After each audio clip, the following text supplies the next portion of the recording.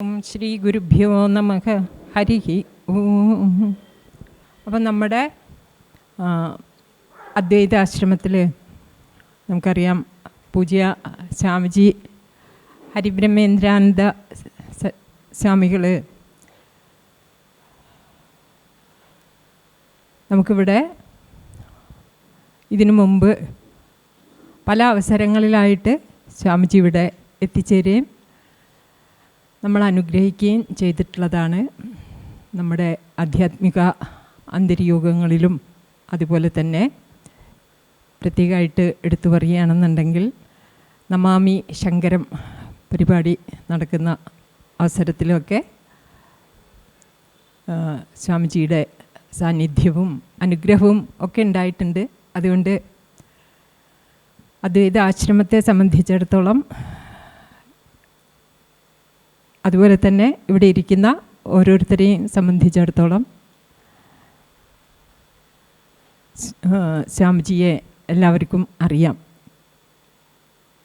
എന്ന് മാത്രമല്ല, സ്വാമിജിയുടെ വാക്കുകളും ഏവരും ശ്രവിച്ചിട്ടുണ്ടാവും. നമ്മുടെ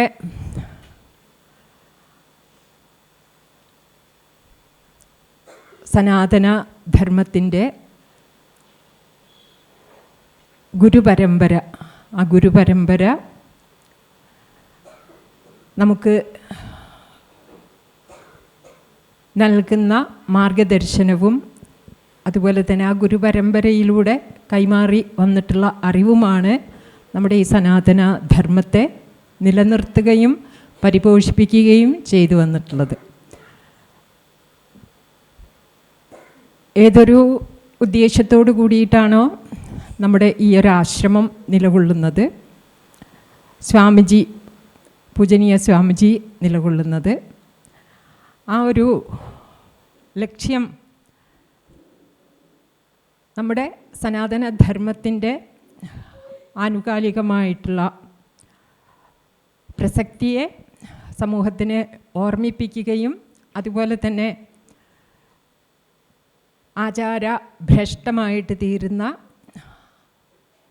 ശരിയായിട്ടുള്ള ധാർമ്മികമായിട്ടുള്ള അറിവില്ലാത്തത് കൊണ്ട് പല വിധത്തിലുള്ള ചൂഷണങ്ങൾക്കും മറ്റുമൊക്കെ വിധേയമായിട്ട് പോകുന്ന നമ്മുടെ ഹൈന്ദവ സമാജത്തെ ശരിയായിട്ടുള്ള മാർഗദർശനം കാണിച്ചുകൊണ്ട് മുന്നോട്ട് നയിക്കുക എന്നുള്ള ആ ഒരു വലിയ ദൗത്യം, ആ ഒരു ദൗത്യം നിറവേറ്റുന്നതിൻ്റെ ഭാഗമായിട്ടാണ് ഇപ്പോൾ ഈ അവസരത്തിൽ സ്വാമിജി ഇവിടെ സന്നിഹിതനായിട്ടുള്ളത്.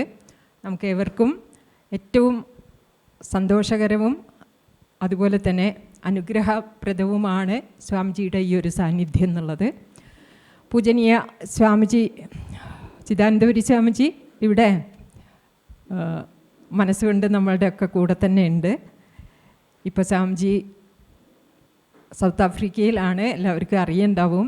സ്വാമിജി ഇവിടെ എത്തിച്ചേരുക, നാളെ മാത്രമേ എത്തിച്ചേരുള്ളൂ. അപ്പോൾ ആ ഒരു സ്വാമിജിയുടെ ഒരു അഭാവം ഇവിടെ ഉണ്ടെങ്കിലും നമ്മളാൽ ആവണ വിധത്തിൽ സ്വാമിജിയെ നമ്മൾ സ്വാഗതം ചെയ്യാണ്. സ്വാമിജിയുടെ ബാക്കി കാര്യങ്ങൾ സ്വാമിജിയെക്കുറിച്ച് കൂടുതലായിട്ട് പറയാൻ അവർ പറയേണ്ട ആവശ്യമുണ്ടെന്ന് തോന്നില്ല. നേരത്തെ സൂചിപ്പിച്ചതുപോലെ നമ്മുടെ സനാതന ധർമ്മത്തിൻ്റെ ആ ഒരു വെളിച്ചവുമായിട്ട് ഹിമാലയത്തിൻ്റെ താഴ്വരയിൽ, ഹിമാലയ സാനുക്കളിൽ തപസ്സനുഷ്ഠിച്ച്, ഉത്തരകാശിയിലാണ് ആദി ശങ്കര ബ്രഹ്മവിദ്യാപീഠം എന്ന ആ ഒരു ആശ്രമത്തിൻ്റെ ആചാര്യനായിട്ടാണ് സ്വാമിജി നിലകൊള്ളുന്നത്. അവിടെ ധർമ്മശാസ്ത്രങ്ങളും ആധ്യാത്മികമായിട്ടുള്ള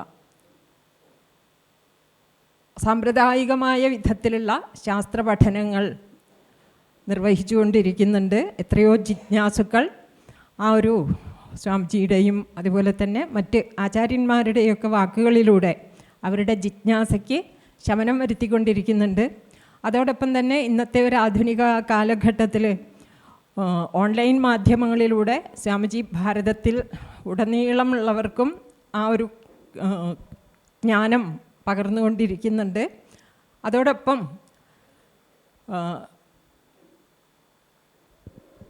നമ്മുടെ ഭാരതത്തിൻ്റെ ഓരോ ഗ്രാമങ്ങളിലേക്കും ഇറങ്ങിച്ചെന്നുകൊണ്ട് ഭാരതത്തിൻ്റെ ഒട്ടുമിക്ക സംസ്ഥാനങ്ങളിലൂടെയും കടന്നുപോയിട്ട് ആ ഒരു ഗ്രാമങ്ങളിലേക്ക് പോലും ഇറങ്ങിച്ചെന്നുകൊണ്ട് നമ്മുടെ സംസ്കാരത്തെക്കുറിച്ചും പാരമ്പര്യത്തെക്കുറിച്ചും ശങ്കരാചാര്യസ്വാമികൾ പ്രതിനിധാനം ചെയ്യുന്ന ആ ഒരു സാംസ്കാരികമായിട്ടുള്ള, ധാർമ്മികമായിട്ടുള്ള, ആധ്യാത്മികമായിട്ടുള്ള മഹത്വത്തെക്കുറിച്ചുമൊക്കെ ഉദ്ഘോഷിച്ചുകൊണ്ട് അനവരതം യാതൊരു വിശ്രമവുമില്ലാതെ പ്രവർത്തിച്ചുകൊണ്ടിരിക്കുകയാണ് സ്വാമിജി.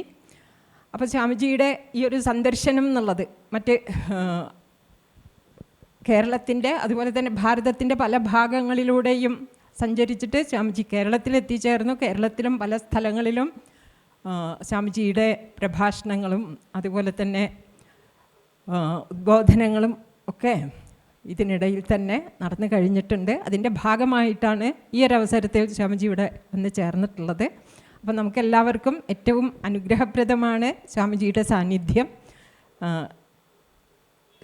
സ്വാമിജിയെ കേവലം ഔപചാരികതയുടെ പേരിൽ ഹാർദമായിട്ട് സ്വാഗതം ചെയ്യാണ്. അതുപോലെ തന്നെ ഈ ഒരു സത്സംഗത്തിൽ പങ്കെടുക്കുന്നതിനും അനുഗ്രഹീതരാവുന്നതിനും വേണ്ടിയിട്ട് ഇവിടെ എത്തിച്ചേർന്നിട്ടുള്ള സജ്ജനങ്ങൾ ഏവർക്കും വളരെ ഹാർദമായിട്ടുള്ള നമസ്കാരം പറയുന്നു, സ്വാഗതം ആശംസിക്കുന്നു. ശ്രീ ഗുരുഭ്യോ നമഃ. ഹരി ഓം.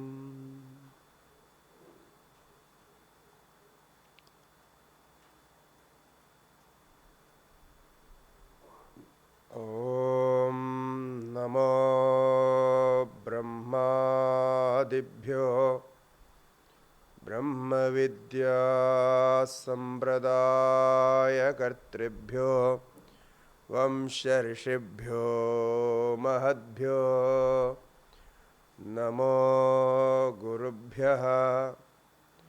സർവോപപ്ലവരഹിതഃ പ്രജ്ഞാനഘനഃ പ്രത്യഗർത്ഥോ ബ്രഹ്മൈവാഹമസ്മി ബ്രഹ്മൈവാഹമസ്മി. ഓം യേരമേ ഗുരുഭിഃ പൂർവം പദവാക്യപ്രമാണതഃ വ്യാഖ്യാതാഃ സർവവേദാന്താ താൻ നിത്യം പ്രണതോസ്മ്യഹം.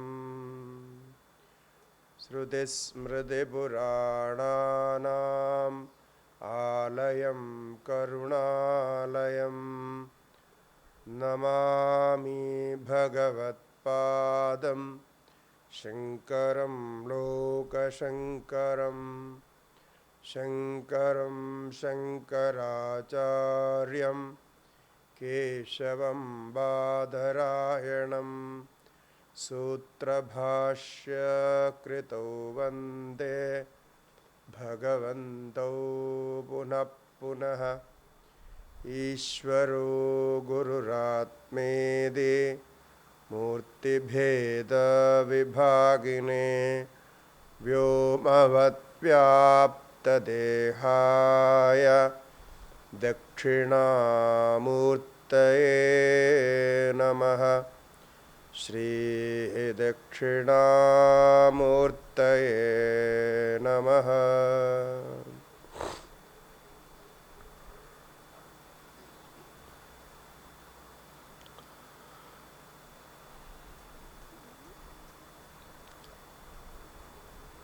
ഉപസ്ഥിതരായിട്ടുള്ള സംപൂജ്യ സ്വാമിജിമാർ, അതുപോലെ ഈ സത്സംഗത്തിൽ ഇവിടെ എത്തിച്ചേർന്നിട്ടുള്ള എല്ലാ ഭക്തന്മാർക്കും ഭക്തകൾക്കും അഭിവാദനങ്ങൾ.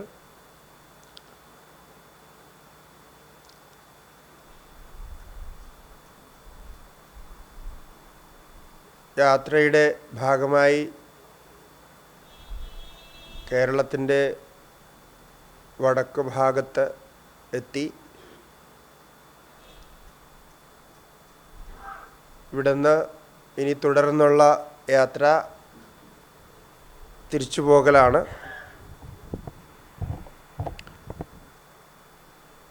ഇവിടെ അദ്വൈതാശ്രമത്തിൽ നിങ്ങളെല്ലാവരെയും ഒന്ന് കാണാനും അതുപോലെ എന്തെങ്കിലുമൊക്കെ ചിലത് സംവാദിക്കാനും ആണ് ഈ ഒരു സന്ദർഭം.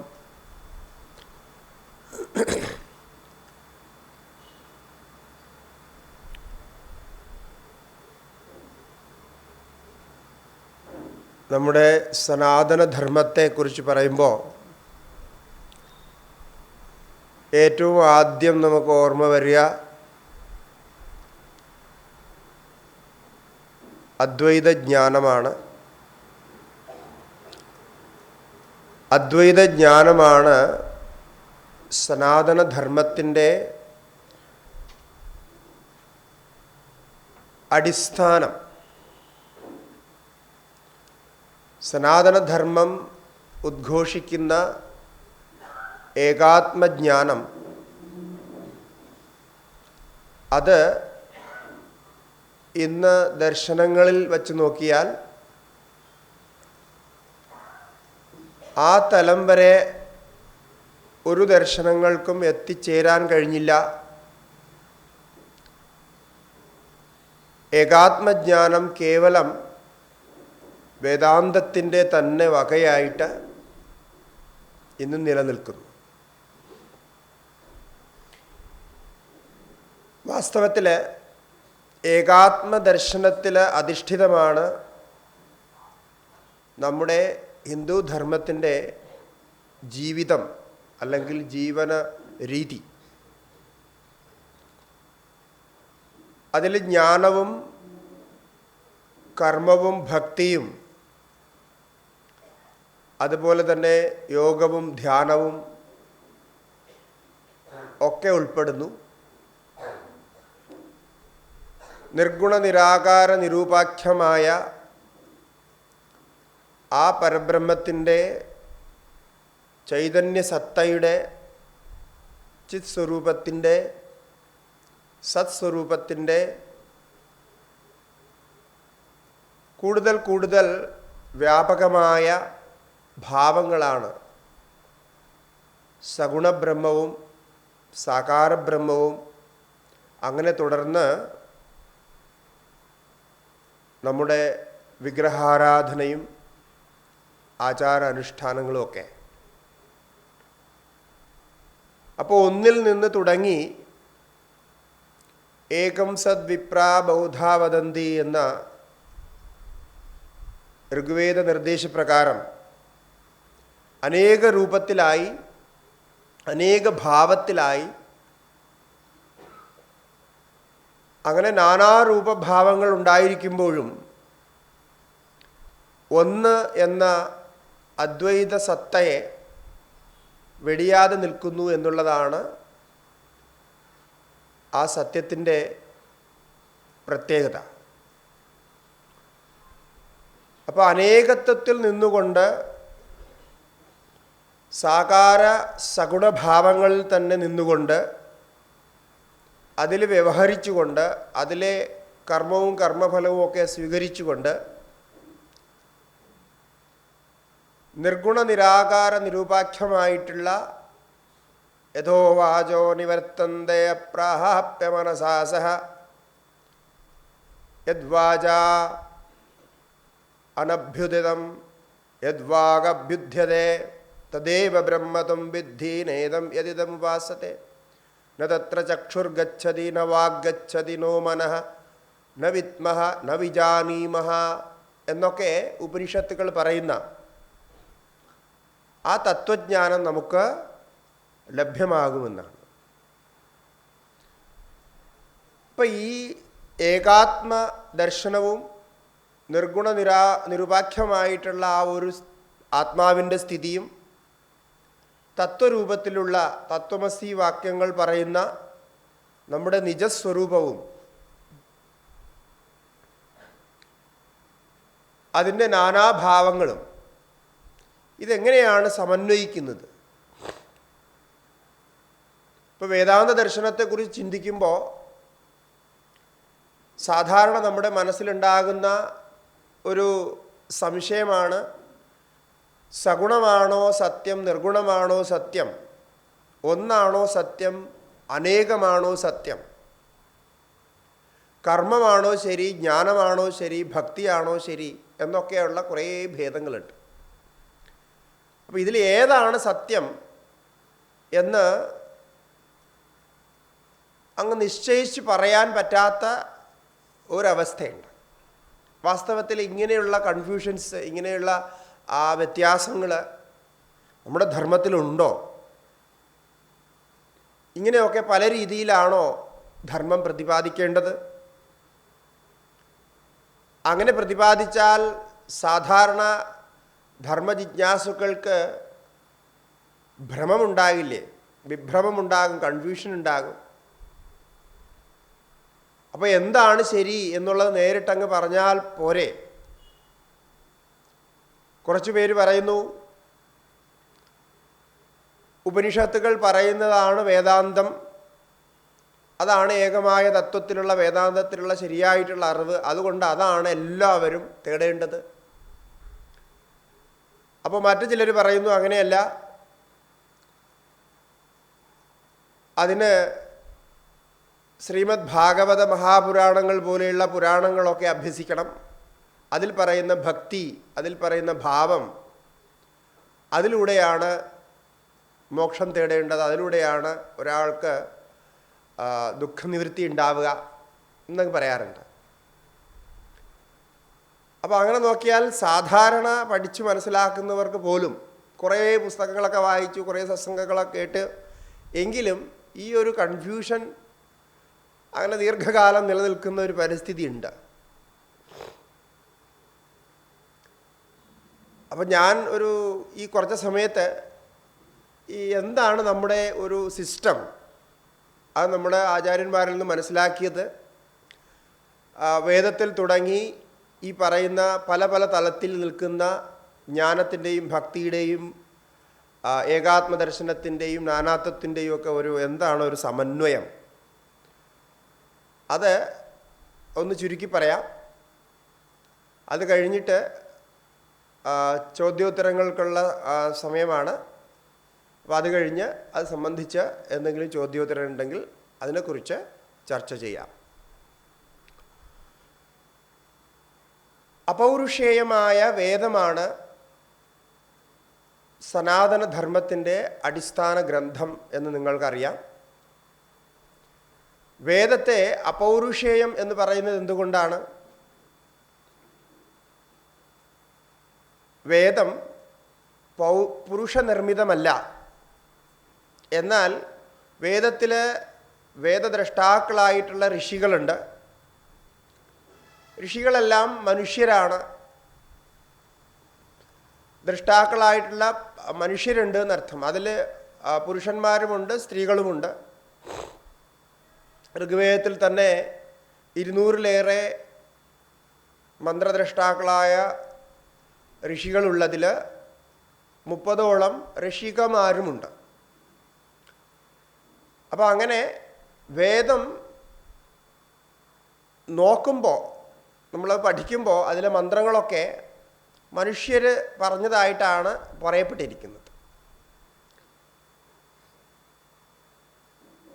അങ്ങനെയാണെങ്കിൽ വേദം എങ്ങനെ അപൗരുഷേയമായി? വേദത്തിൻ്റെ അപൗരുഷേയതയ്ക്ക്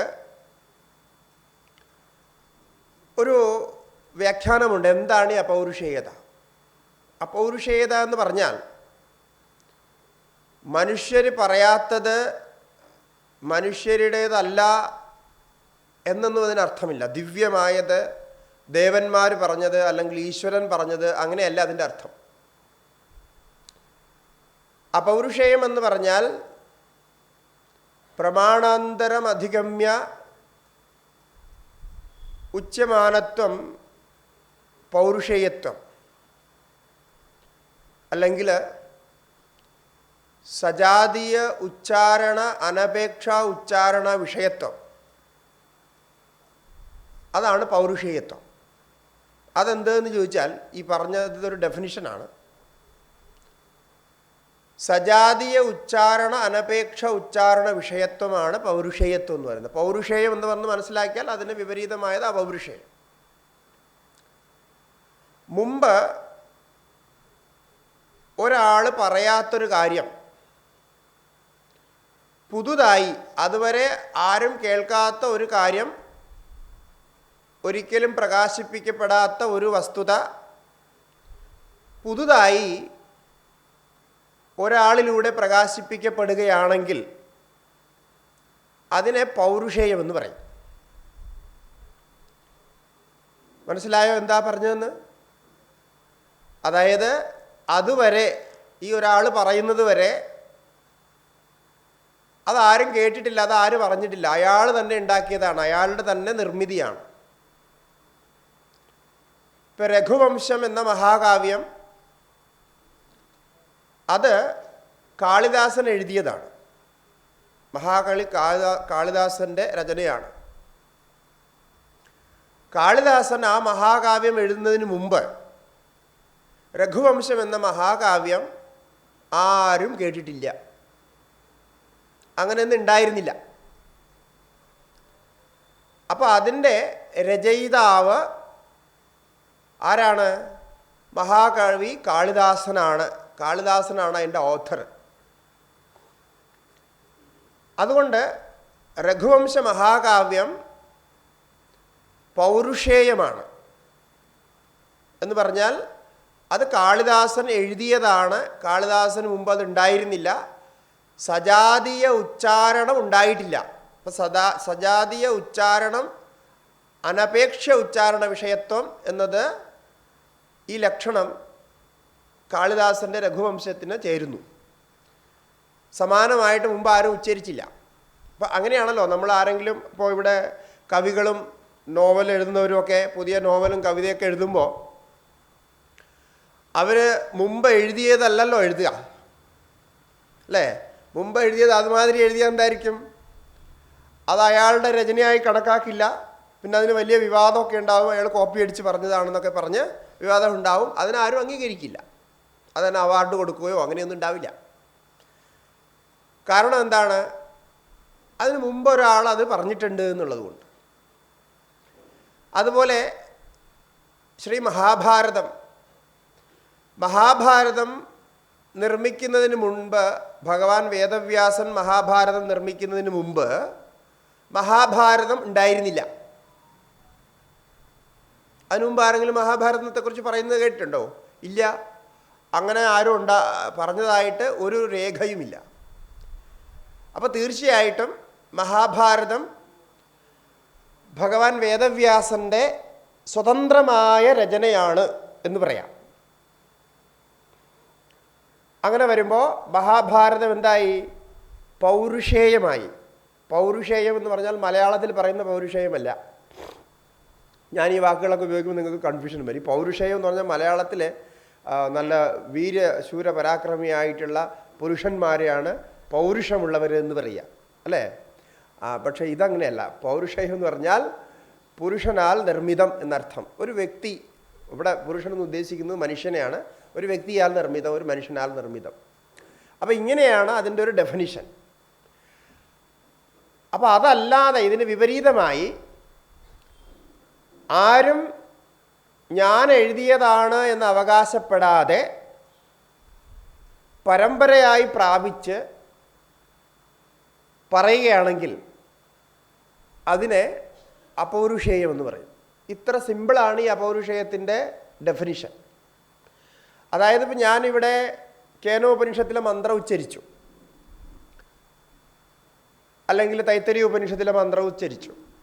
അപ്പോൾ ഈ മന്ത്രം ഉച്ചരിച്ചിട്ട് ഇത് ഞാൻ എഴുതിയതാണ്, അല്ലെങ്കിൽ ഇത് എൻ്റെ മന്ത്രമാണ്, ഞാനിപ്പോൾ ഉണ്ടാക്കി പറഞ്ഞതാണ് എന്ന് ഞാൻ അവകാശപ്പെട്ടാൽ അതെൻ്റേതാകും. അങ്ങനെ ഞാൻ അവകാശപ്പെടുന്നില്ല. ഇത് വിധി ശുശ്രുമ പൂർവേഷാം ഏനസ്തദ്വ്യചക്ഷിരേ ന. ഇത് ഞാൻ എൻ്റെ ഗുരുക്കന്മാരിൽ നിന്ന്, എൻ്റെ ആചാര്യന്മാരിൽ നിന്ന് വിധിവത് കേട്ടറിഞ്ഞതാണ്, കേട്ട് പഠിച്ചതാണ് എന്ന് പറയുമ്പോൾ ഞാൻ ആരായി? ഞാൻ കേവലം അതിൻ്റെ വക്താവ് മാത്രമാണ്. അതായത് ടേപ്പ് റെക്കോർഡർ പോലെ. ടേപ്പ് റെക്കോർഡർ എന്താ ചെയ്യുക? റെക്കോർഡർ എന്താ ചെയ്യുക? അത് റെക്കോർഡ് ചെയ്യും, ശബ്ദം റെക്കോർഡ് ചെയ്യും. റെക്കോർഡറിന് സ്വന്തമായിട്ട് ശബ്ദമൊന്നുമില്ല. അപ്പോൾ അത് റെക്കോർഡ് ചെയ്യും, റെക്കോർഡ് ചെയ്തിട്ട് പിന്നെ യഥാസമയം കേൾപ്പിക്കും. അത് ഒരു കാലത്ത് റെക്കോർഡ് ചെയ്ത് വേറൊരു കാലത്ത് നമുക്ക് കേൾക്കാം. പക്ഷെ അത് റെക്കോർഡറിൻ്റെ ശബ്ദമാണെന്ന് നമ്മളാരും കരുതാറില്ല, അല്ലേ? അതുപോലെ ഈ വേദത്തിലെ വേദമന്ത്രങ്ങൾ, ഉപനിഷത്ത് മന്ത്രങ്ങൾ, അതെല്ലാം ഗുരുപരമ്പരയാൽ രക്ഷിക്കപ്പെട്ടതാണ്. വേദാധ്യയനം സർവം ഗുരുവധ്യയനപൂർവകം അധ്യയനത്വാദ് അദ്യതനാധ്യയനവത് എന്ന് കുമാരില ഭട്ടൻ അദ്ദേഹത്തിൻ്റെ ജൈമിനീയ സൂത്ര വാർത്തികത്തിൽ, ശ്ലോകവാർത്തികത്തിൽ വേദത്തിൻ്റെ അപൗരുഷത്തെക്കുറിച്ച് വളരെ വിസ്തരിച്ച് പറഞ്ഞിട്ടുണ്ട്. വായിക്കേണ്ടതാണ്, വളരെ രസമാണ് അതെങ്ങനെയാണ് പറഞ്ഞു പിടിപ്പിച്ചിരിക്കുന്നത്. അപ്പോൾ ഈ വേദാധ്യയനം സർവം ഗുരു അധ്യയനപൂർവകമാണ്. അതായത് ശിഷ്യൻ അധ്യയനം ചെയ്യുന്നതിന് മുമ്പ് ഗുരു അധ്യയനം ചെയ്യും. ഗുരുവിൻ്റെ അധ്യയനം അദ്ദേഹത്തിൻ്റെ ഗുരുവിൽ നിന്ന്, അങ്ങനെ അദ്ദേഹത്തിൻ്റെ ഗുരുവിൽ നിന്ന്, അങ്ങനെ ഗുരു പരമ്പരയാൽ, അധ്യയന പരമ്പരയാൽ പ്രാപ്തമായതാണ്. അതിനെയാണ് നമ്മൾ ഒറ്റ വാക്കിൽ, മനസ്സിലാകുന്ന വാക്കിൽ, നിങ്ങൾക്ക് പരിചയമുള്ള വാക്കിൽ സമ്പ്രദായം എന്ന് പറയാം. സമ്പ്രദായം എന്ന് പറയാറുണ്ടല്ലോ. ഈ സമ്പ്രദായം എന്ന് പറഞ്ഞാൽ എന്താ? ഗുരു ശിഷ്യന് കൊടുക്കുന്ന ആ പ്രവൃത്തിയാണ് സമ്പ്രദാനം എന്ന് പറയുന്നത്. ഗുരു ശിഷ്യന് ചൊല്ലിക്കൊടുക്കുന്നു, ശിഷ്യൻ അത് അനുകരിച്ച് ഏറ്റു ചൊല്ലുന്നു. അങ്ങനെ ഗുരു ശിഷ്യ പരമ്പരയിൽ, ശ്രൗത പരമ്പരയിൽ സമ്പ്രദായ പ്രകാരം വന്നതുകൊണ്ട് ഒരു ശിഷ്യനും ഒരു ഗുരുവും ഇതെൻ്റേതാണ് എന്ന് അവകാശപ്പെട്ടിട്ടില്ല.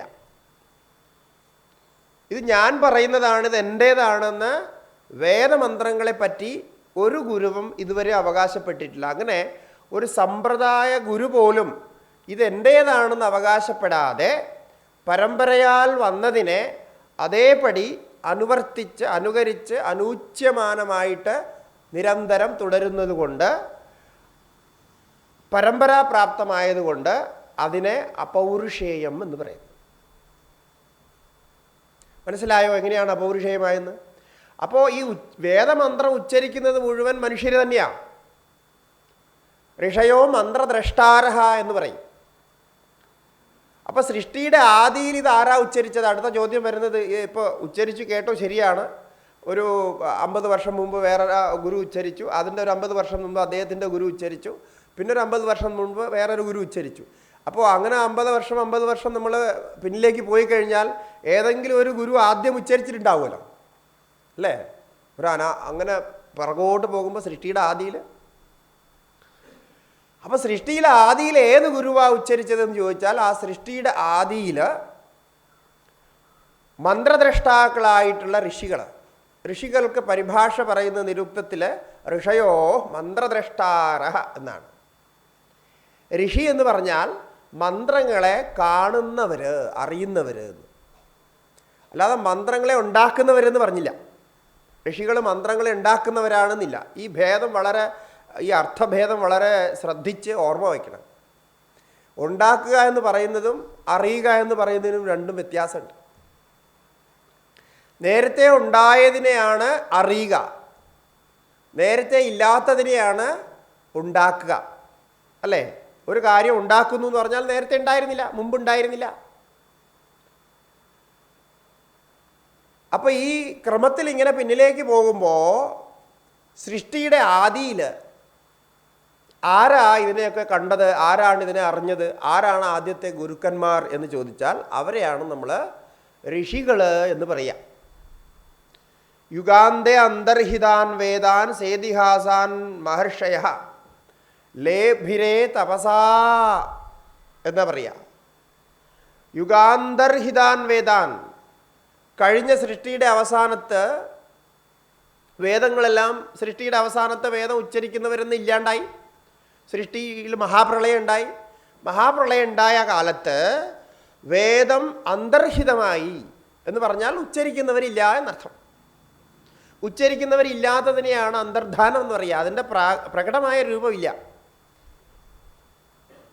അങ്ങനെ അന്തർഹിതാൻ വേദാൻ സ ഇതിഹാസാൻ മഹർഷയ, ഇതിഹാസങ്ങളോടൊപ്പം, അതായത് പിന്നെ വന്ന ശാസ്ത്രങ്ങളൊക്കെ എന്ന് പറയാം, അതിൻ്റെയൊക്കെ രഹസ്യമൊക്കെ ചേർത്ത് എല്ലാം അന്തർഹിതമായപ്പോൾ അതിനെ സൃഷ്ടിയുടെ ആദിയിൽ ലേഭിരേ തപസാപൂർവം അനുജ്ഞാത സ്വയംഭുവ, ഋഷികൾക്ക് അതെല്ലാം ലഭ്യമായി, അന്തർഹിതമായ ആ ജ്ഞാനം അവർക്ക് ലഭ്യമായി. ലേഭിരേ തപസാപൂർവം. എങ്ങനെ ലഭ്യമായ? തപസ്സുകൊണ്ട്. അല്ലാതെ അവിടെ പുസ്തകമൊന്നും ഉണ്ടായിരുന്നില്ലോ. പുസ്തകം ഇല്ല, ഇന്ന് പോലെ നമുക്ക് പിന്നെ എന്താ പറയുക, ലാപ്ടോപ്പ്, മൊബൈല്, ഇതൊന്നും ഇല്ല. അപ്പോൾ പിന്നെ എങ്ങനെയാണ് അവരിതൊക്കെ ഓർത്തെടുത്തത്? തപസ്സുകൊണ്ടാണ് അവരിതൊക്കെ ഓർത്തെടുത്തത്. തപസ്സുകൊണ്ട് പരിപൂതമായ മനസ്സിൽ, അന്ധക്കരണത്തിൽ, ബുദ്ധിയിൽ ഈ പൂർവ ജ്ഞാനരൂപത്തിലുള്ള ആ വേദങ്ങൾ, അന്തർലീനങ്ങളായിരുന്ന വേദങ്ങൾ അവരുടെ മനസ്സിലേക്ക് ആവിർഭവിച്ചു. അവർക്കത് കാണാൻ കഴിഞ്ഞു. ആ വേദങ്ങളുടെ മന്ത്രങ്ങൾ ഇങ്ങനെ അവരുടെ മനസ്സിലേക്ക് ഇങ്ങനെ വന്നു, പ്രകടമായി വന്നപ്പോൾ അതിനെ അവർ അതേപടി ഉച്ചരിക്കുകയും അവരുടെ ശിഷ്യന്മാർക്ക് ഉച്ചരിച്ച് പഠിപ്പിച്ചു കൊടുക്കുകയും ചെയ്തു. അങ്ങനെ ഈ സൃഷ്ടിയിൽ വീണ്ടും ആ വേദം പ്രകടമായി. അതെങ്ങനെയാണ് അവർ ചെയ്തത്? അനുജ്ഞാത സ്വയംഭുവ എന്നാണ് ആ മന്ത്രത്തിൽ പറഞ്ഞത്. ഈ മന്ത്രം ശങ്കരാചാര്യ സ്വാമിജികൾ അദ്ദേഹത്തിൻ്റെ ഭാഷ്യത്തിൽ ദേവതാധികരണത്തിലും മറ്റുമൊക്കെ ഉദ്ധരിച്ചിട്ടുണ്ട്. ഇത് പൂർവമായിട്ടുള്ള ഏതോ ഒരു കൽപ്പസൂത്രത്തിൽ ഉണ്ടായിരുന്ന മന്ത്രമാണെന്ന് പറയുന്നു. ചില പുരാണങ്ങളിലും ഇതിന് തത്തുല്യമായ മന്ത്രമുണ്ട്. എന്നാൽ ആചാര്യസ്വാമിജികൾ ഉദ്ധരിച്ചിരിക്കുന്ന ആ മന്ത്രം എവിടെയാണെന്നുള്ളത് ഇതുവരെയും ഗ്രന്ഥപരമായിട്ടുള്ള ട്രേസ് കിട്ടിയിട്ടില്ല. പക്ഷേ ഇതുപോലുള്ള മന്ത്രം ഇവിടെയുണ്ട്. അപ്പോൾ ആചാര്യസ്വാമികൾ ഉദ്ധരിച്ചിരിക്കുന്നതാണ് നമുക്ക് പ്രമാണം. ഇത് പിന്നെ മറ്റ് ആചാര്യന്മാരും അതുപോലെ തന്നെ ഉദ്ധരിച്ചിട്ടുണ്ട്. അപ്പോൾ ഇങ്ങനൊരു കഥയാണ് അവിടെ ഉള്ളത്. സൃഷ്ടിയുടെ ആദിയിൽ എങ്ങനെയാണ് വേദം ഉണ്ടായത്. ഇതിനെ മറ്റൊരു രീതിയിൽ ബ്രഹ്മാവിൽ നിന്ന് വേദങ്ങൾ പ്രകടമായി എന്ന് പറയും. അസ്യ മഹതോ ഭൂതസ്യ നിശ്വസിതമേതദൃഗ്വേദോ യജുർവേദ സാമവേദോ അഥർവംഗിരഹസ എന്ന് ബൃഹദാരണ്യകോപനിഷത്ത് പറയുന്നുണ്ട്. ഈ മഹദ്ഭൂതമായിരിക്കുന്ന ബ്രഹ്മം, എല്ലാ സ്ഥലത്തും വ്യാപ്തമായിരിക്കുന്ന ബ്രഹ്മം സത്യമായതുകൊണ്ടാണ് മഹദ്ഭൂതം എന്ന് പറയുന്നത്. സർവവ്യാപകമായിരിക്കുന്ന ആ ബ്രഹ്മം ആദിയിൽ ഒരു നിശ്വാസം പോലെ, നമ്മളിങ്ങനെ ശ്വാസോച്ഛ്വാസം ചെയ്യുന്നത് എത്ര ഈസി ആയിട്ടാണോ അങ്ങനെ ഒരു നിശ്വാസം പോലെ ഈ വേദങ്ങളൊക്കെ പ്രകടമാക്കി. ആ വേദങ്ങളൊക്കെ, പ്രകടമായ വേദങ്ങളെ ഋഷികൾ കേട്ട് പഠിച്ചു. പിന്നെ ആ ഋഷി പരമ്പരയിൽ അങ്ങനെ വേദങ്ങൾ നമുക്ക് ഇവിടെ കിട്ടി. അതാണ് വേദത്തിൻ്റെ അപൗരുഷേയം. അങ്ങനെ അപൗരുഷേയമായിട്ടുള്ള വേദം എന്താണ് ഉദ്ഘോഷിക്കുന്നത് എന്ന് ചോദിച്ചാൽ, വേദം ഒന്ന് മാത്രമേ പറയുന്നുള്ളൂ വേദത്തിൻ്റെ സാരമായിട്ട്. അത് സത്താണ്, ചിത്താണ്, ആത്മാവാണ് സത്യം, ഏകമേവ അദ്വിതീയം, അതാണ് സത്യം. സൃഷ്ടിയുടെ ആദിയിൽ ഏതൊന്നുണ്ടായിരുന്നു അതാണ് ത്രികാല സത്യമായിട്ടുള്ളത്. അങ്ങനെ ആ തത്വത്തെ അറിഞ്ഞാൽ എല്ലാത്തിനെയും അറിയുവാൻ പറ്റും. കസ്മിന്നു വിജ്ഞാതേ സർവമിദം വിജ്ഞാതം ഭവതീതി. ഏതൊന്നിനെ അറിഞ്ഞാൽ എല്ലാം അറിയാൻ കഴിയുന്നുവോ, കസ്മിന്നു ഭഗവോ വിജ്ഞാതേ സർവമിദം വിജ്ഞാതം ഭവതി. ശൗനകൻ അങ്കിരസിൻ്റെ അടുത്ത് പോയി മുണ്ടകോപനിഷത്തിൽ ചോദിക്കുന്ന ചോദ്യമാണ്. അപ്പോൾ ഒന്നിനെ അറിഞ്ഞാൽ എല്ലാത്തിനെയും അറിയാൻ കഴിയും, ഒന്നിൻ്റെ സത്തയിൽ എല്ലാം നിലകൊള്ളുന്നു എന്നതാണ് സനാതനധർമ്മത്തിൻ്റെ മുഖ്യമായിട്ടുള്ള ഉപദേശം. അതാണ് വേദത്തിൻ്റെ സാരം. എന്നാൽ ഈ തത്വത്തെ അറിയാൻ, ആ തത്വത്തിന് അറിയാനൊരു യോഗ്യത വേണം, നമുക്കൊരു ക്വാളിഫിക്കേഷൻ വേണം. നമ്മുടെ മനസ്സിനെ അതിന് തയ്യാറാക്കണം. അങ്ങനെ മനസ്സിനെ തയ്യാറാക്കാനായിട്ട് പല വിധത്തിലുള്ള കർമ്മങ്ങൾ, ഉപാസനകൾ, ജ്ഞാനം, ഇതൊക്കെ ഉപദേശിച്ചു. ഇതൊക്കെ വേദത്തിൽ തന്നെയുള്ള ഉപദേശങ്ങളാണേ. ഇത് പിന്നീട് ആരും ഉണ്ടാക്കിയതൊന്നുമല്ല. 4 വേദത്തിലും പറയുന്ന ഉപദേശങ്ങളിൽ പെടുന്നതാണ് ഇതെല്ലാം. ഈ 4 ഭക്തിയും കർമ്മവും ധ്യാനവും യോഗവും എന്താ പറയുക ജ്ഞാനവും ഒക്കെ. അപ്പോൾ ഓരോരോ അധികാരികൾക്ക് അവർക്ക് പ്രാപിക്കാൻ കഴിയുന്ന രീതിയിലുള്ള സാധനങ്ങൾ വേണമെന്നായപ്പോൾ അങ്ങനെ ഉപദേശിച്ചു. അതിനൊക്കെ ആ ഉപദേശങ്ങളൊക്കെ പരിപാലിക്കാൻ വൈയക്തികവും സാമൂഹികവുമായ സാമാജികവുമായ ഒരു വ്യവസ്ഥിതി വേണമെന്ന് വേണ്ടു. അതിനെക്കുറിച്ച് ബൃഹദാരണ്യക ഉപനിഷത്ത് 1-ാം അധ്യായത്തിൽ 4-ാമത്തെ ബ്രാഹ്മണത്തിൽ 10-ാമത്തെ ആ ഖണ്ഡികയും മറ്റും നോക്കുമ്പോൾ നമുക്കറിയാൻ കഴിയും അവിടെ എങ്ങനെയാണ് ഈ വ്യവസ്ഥിതി ഉണ്ടാക്കിയതെന്ന്. അപ്പോൾ ഒരു വ്യവസ്ഥിതി വേണം. ആ വ്യവസ്ഥിതിയിൽ നിന്നാൽ ഓരോ വ്യക്തിക്കും ഇതെല്ലാം പ്രാപിക്കാൻ കഴിയും. ഓരോ വ്യക്തിയും സുരക്ഷിതരായിരിക്കും. അതുപോലെ സമാജവും സമൂഹവും സുരക്ഷിതമായിട്ട് അവരുടെ ജീവിതം നയിച്ചുകൊണ്ട് ഈ തത്വജ്ഞാനം പ്രാപിച്ച് ജന്മസാഫല്യം പ്രാപിക്കും. ജന്മസാഫല്യം എന്ന് പറഞ്ഞാൽ നമ്മുടെ സനാതനധർമ്മത്തിലെ ജന്മസാഫല്യം ധർമ്മ അർത്ഥ കാമ മോക്ഷങ്ങളാകുന്ന പുരുഷാർത്ഥങ്ങളാണ്. അതിൽ പുരുഷാർത്ഥത്തിൻ്റെ അവസാനമായിട്ടുള്ള മോക്ഷത്തെ പ്രാപിക്കാൻ കഴിയുക, അതാണ് ഒരു ജന്മത്തിൻ്റെ പൂർണ്ണ സാഫല്യമായിട്ട് പറയുക. ധർമ്മവും അർത്ഥവും കാമവും ഒക്കെ സാഫല്യം തന്നെയാണ്. പക്ഷേ മോക്ഷമാണ് പരമമായ സാഫല്യം. അപ്പോൾ ഒരു ജന്മത്തിൽ ഇതെല്ലാം പ്രാപ്തമാകണമെങ്കിൽ, കാരണം സമയം നമുക്ക് കുറവാണ്. ഇപ്പം മാക്സിമം 80 മുതൽ 100 വയസ്സ് വരെയൊക്കെയാണ് മാക്സിമം ജീവിക്കാൻ കഴിയുക. 100 വയസ്സ് വരെയൊക്കെ ജീവിക്കുന്നത് വളരെ വിരളമാണ്. എന്നാലും 100 വയസ്സ് വരെയാണ് ആയുസ്സെന്ന് വച്ചാൽ അതിൽ ബാല്യകാലം മുഴുവൻ പോയി. ബാല്യകാലത്ത് പ്രത്യേകിച്ചൊന്നും ചെയ്യാൻ പറ്റില്ല. പിന്നെ ശേഷിച്ച സമയത്ത് ഈ പറഞ്ഞ ധർമാർത്ഥ കാമ മോക്ഷങ്ങളൊക്കെ പ്രാപിക്കണം എന്ന് വന്നാൽ സമയം വളരെ കുറവാണ്. ഒരു ലൈഫ് പ്ലാൻ, ഒരു പെർഫെക്റ്റ് ആയിട്ടുള്ള ലൈഫ് പ്ലാൻ ഒരു സിസ്റ്റമാറ്റിക്കലി ഉണ്ടായാൽ മാത്രമേ ഇതെല്ലാം പ്രാപിക്കാൻ കഴിയുള്ളൂ. അല്ലെങ്കിൽ നമ്മൾ പകുതിയിൽ പ്രാപിച്ചു കഴിഞ്ഞ് കുറേ പ്രാപിച്ചു കഴിഞ്ഞ് കുറച്ചൊക്കെ ബാക്കി വരുമ്പോൾ ഒരു അസന്തുഷ്ടി തോന്നും, ഒരു തൃപ്തിയില്ലായ്മ. അങ്ങനെയാണ് ഈ ജീവിതത്തിൻ്റെ അവസാന ഘട്ടങ്ങളിൽ എന്തൊക്കെ ചെയ്താലും ചിലർക്ക് തൃപ്തിയില്ലാത്തൊരു ജീവിതം വരുന്നത്, എന്തോ ഒരു കുറവ് മാതിരി. അപ്പം അങ്ങനെ വരാൻ പാടില്ല എന്ന് വേദത്തിന് നിർബന്ധമുണ്ടായിരുന്നു. നമ്മുടെ ഋഷികൾക്ക് നിർബന്ധമുണ്ടായിരുന്നു. ഓരോ മനുഷ്യനും അവരവരുടെ കഴിവ് വച്ച് അവരവരുടെ ബുദ്ധിയും സാമർഥ്യവും കൊണ്ട് ഈ ജന്മത്തിൽ തന്നെ അവർ ഒരു പൂർണ്ണ സംതൃപ്തി കൈവരിക്കട്ടെ എന്നുണ്ടായിരുന്നു. അതുകൊണ്ടാണ് അങ്ങനൊരു വ്യവസ്ഥ ഉണ്ടാക്കിയത്. തോന്നിയതുപോലെ ചെയ്താൽ അങ്ങനെ ചെയ്യാൻ പറ്റില്ല. അപ്പോൾ അവരുടെ ജീവിതവും അവരുടെ അനുഭവങ്ങളും വച്ച് അനേകം വർഷങ്ങൾ, ആയിരക്കണക്കിന് വർഷങ്ങൾ റിസർച്ച് ചെയ്ത് എങ്ങനെയാണ് ജീവിതത്തെ അങ്ങനെ ആക്കിപ്പെടുക്കാൻ പറ്റുക എന്നിങ്ങനെ ചിന്തിച്ച് അവരൊരു വ്യവസ്ഥ ഉണ്ടാക്കി വെച്ചു. എന്നിട്ട് ആ വ്യവസ്ഥയെ നമ്മുടെ ജീവിത ആചാരമായിട്ട്, സനാതനധർമ്മത്തിൻ്റെ ജീവിത ആചാരമായിട്ട് തന്നു.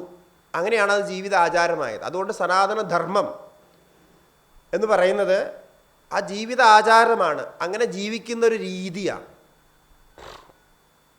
ആ ജീവിത രീതിയിൽ അദ്വൈത സിദ്ധാന്തമുണ്ട്, ദ്വൈത സിദ്ധാന്തമുണ്ട്, കർമ്മമുണ്ട്, ഭക്തിയുണ്ട്, ജ്ഞാനമുണ്ട്, നമ്മുടെ ആരോഗ്യമൊക്കെ നിലനിർത്താനുള്ള ചില ചിട്ടകളുണ്ട്, ദീർഘായുസ് ഉണ്ടാവാനുള്ള ചിട്ടകളുണ്ട്, പരസ്പരം സ്നേഹത്തോടെയും സാഹോദര്യഭാവത്തോടു കൂടിയും ഒരുമിച്ച് പരസ്പരം സഹായിച്ച് ജീവിക്കണം എന്ന ഒരു ആശയം മുൻനിർത്തിയുള്ള ചില ജീവിത ആചാരങ്ങളുണ്ട്. സമൂഹത്തോടുള്ള ഒരു ബന്ധത്തെ അവിടെ കാണിക്കുന്നുണ്ട്. ഇങ്ങനെ പല രീതിയിലുമുള്ള നമുക്ക് ആവശ്യമായിട്ടുള്ള എല്ലാം വ്യവസ്ഥിതമാക്കി തന്നിട്ടുണ്ട്. അതാണ് ജീവിത ആചാരങ്ങളായിട്ട്, സനാതനധർമ്മത്തിൻ്റെ ജീവിത ആചാരങ്ങളായിട്ട് നമുക്കിന്ന് അനുഭവവേദ്യമായിട്ടുള്ളത്. അപ്പോൾ അതൊന്ന് ആലോചിച്ച് നോക്കുക, എത്ര ഗഹനമായിട്ടാണ് അവരിതിനെക്കുറിച്ച് ചിന്തിച്ചിരിക്കുന്നത് എന്ന്. അങ്ങനെ ആ ആചാരങ്ങളൊക്കെ നിലനിർത്താൻ പറ്റുന്ന വ്യവസ്ഥ ഉണ്ടാക്കി ആ വ്യവസ്ഥയിൽ നമ്മുടെ ജീവിതം ഇങ്ങനെ പല ഘട്ടങ്ങളിലായിട്ട് ധർമാർത്ഥ കാമമോക്ഷങ്ങളാകുന്ന പുരുഷാർത്ഥങ്ങളെ പ്രാപിക്കാനായിട്ടുള്ള കാര്യങ്ങൾ ഇങ്ങനെ ചെയ്തു പോകുന്നു. അതിനെയാണ് നമ്മൾ ജീവിതാചാരങ്ങളെന്നൊക്കെ പറയുന്നത്. ആചാരഹീനം ന പുനന്തി വേദാഹ എന്ന് ഒരു ചൊല്ലുണ്ട് ധർമ്മസൂത്രങ്ങളിൽ. ആ ആചാരങ്ങളൊക്കെ അങ്ങനെ ചെയ്തു പോയാൽ നമുക്ക് സുരക്ഷിതമായിട്ട് ഒരു പ്രശ്നങ്ങളുമില്ലാതെ ഈ പറയുന്ന ഫലങ്ങളൊക്കെ പ്രാപിക്കാമെന്നാണ് അതിൻ്റെ ഒരു കൽപ്പന. അപ്പോൾ ആ ഒരു തത്വജ്ഞാനം, ആ ഒരു ജീവിതാചാരം കുറച്ചുകൂടി പ്രാക്ടിക്കലായിട്ട് വന്നപ്പോൾ അതിൽ ചില നിയമങ്ങളൊക്കെ ഉണ്ടാക്കേണ്ടി വന്നു. നിയമവ്യവസ്ഥ ആവശ്യമായി വന്നു. അങ്ങനെ നിയമവ്യവസ്ഥ ആവശ്യമായി വന്നപ്പോഴാണ് സ്മൃതികളുണ്ടാകുന്നത്. 56 സ്മൃതികളുണ്ട് നമുക്ക്. ഈ സ്മൃതികളെല്ലാം നിയമവ്യവസ്ഥയാണ്. ഒരു സമൂഹത്തിൽ എന്തൊക്കെ നിയമങ്ങൾ പാലിക്കണം. ഇപ്പം നമ്മുടെ സാധാരണ ഭരണഘടന അനുസരിച്ചുള്ള നമ്മുടെ സമൂഹത്തിൻ്റെയും സർക്കാരിൻ്റെയും ഭാരതത്തിൻ്റെ ഭരണഘടന പ്രകാരമുള്ള നിയമങ്ങളൊക്കെ തന്നെ ഇതിനു വേണ്ടി തന്നെയാണ്, നമ്മുടെ സുരക്ഷിതത്തിനു വേണ്ടിയാണ്. എല്ലാവരും സുഖമായി ജീവിക്കാൻ, പരസ്പരം വിദ്വേഷങ്ങളൊന്നും ഇല്ലാതെ ശാന്തമായി ജീവിക്കാനാണല്ലോ ഈ നിയമങ്ങളൊക്കെ ഉണ്ടാക്കി വച്ചിരിക്കുന്നത്. അതുപോലെയാണ് ഈ നിയമവ്യവസ്ഥ ഉണ്ടായത്. 56 സ്മൃതികൾ, യാജ്ഞവൽക്യ സ്മൃതി, മനുസ്മൃതി, പാരാശര സ്മൃതി, അത്രി സ്മൃതി, ദക്ഷസ്മൃതി എന്നൊക്കെ പറഞ്ഞ് 56 സ്മൃതികളുണ്ട്. ഈ സ്മൃതികളെല്ലാം അതത് കാലങ്ങളിൽ ആ സമൂഹത്തിൻ്റെ വ്യവസ്ഥയനുസരിച്ച് ഈ 4 പുരുഷാർത്ഥങ്ങളും വേദ നിയമമനുസരിച്ച്, വൈദിക നിയമമനുസരിച്ച് 4 പുരുഷാർത്ഥങ്ങളും പ്രാപിക്കാൻ വേണ്ടി ഉണ്ടാക്കിയതാണ്. അതുകൊണ്ടാണ് നമ്മുടെ ധർമ്മത്തിന് സത്യസനാതന വൈദിക ധർമ്മം എന്ന് പറയുന്നത്.